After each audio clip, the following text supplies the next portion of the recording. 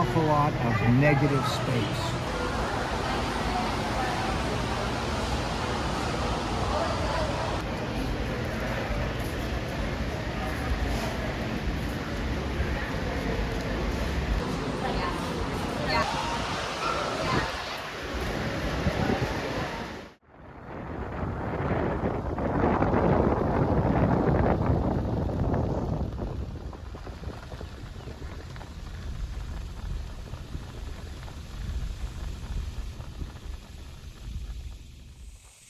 It's kind of a long story why I went back to Arc City.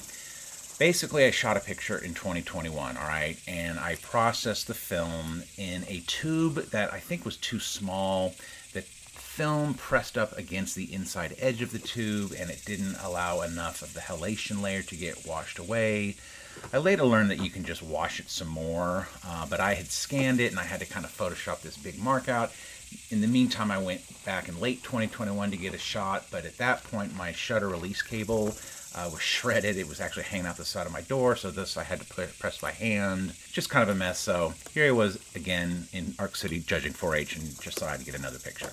Had 6 sheets with me when I went up to Northwest Kansas. Only shot 5, so I had 1 left. I thought I'd come down to Arc City. I was already going to be here to judge 4-H photography, so the passage of time, the sort of element of time in photography is huge. It's sort of just the thing that I guess I never really thought about too much until, I don't know, the last few years. I don't know.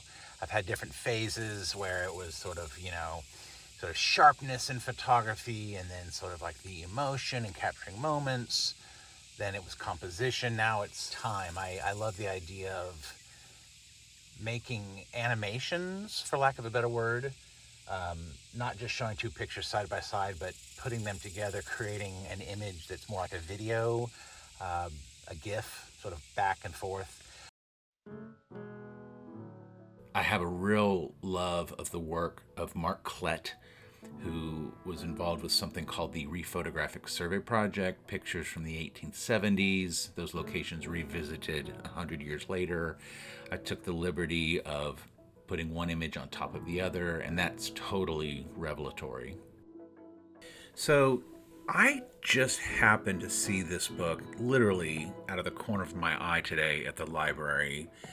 Taylor Jones put this compilation together. Apparently it was a Tumblr that he had done in 2012, or actually that's when this book came out, but I think the idea of holding a photo out in the location where the original was taken, that's a very well-established genre. He calls it deer photograph.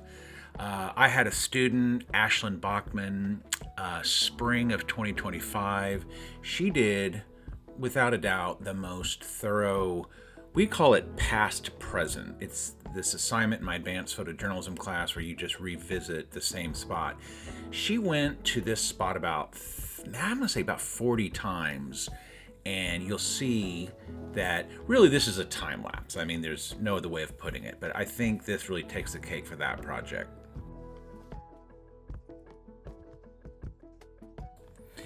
So you've got time lapse, and I did a ton of that, still do. Had a real big phase in the mid-2000s, moonrise, moonset, New York City rooftops. Diachronic photography is a term I only heard recently through Noah Kalina.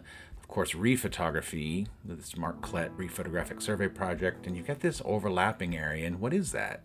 I guess that's kind of what I'm thinking about a lot.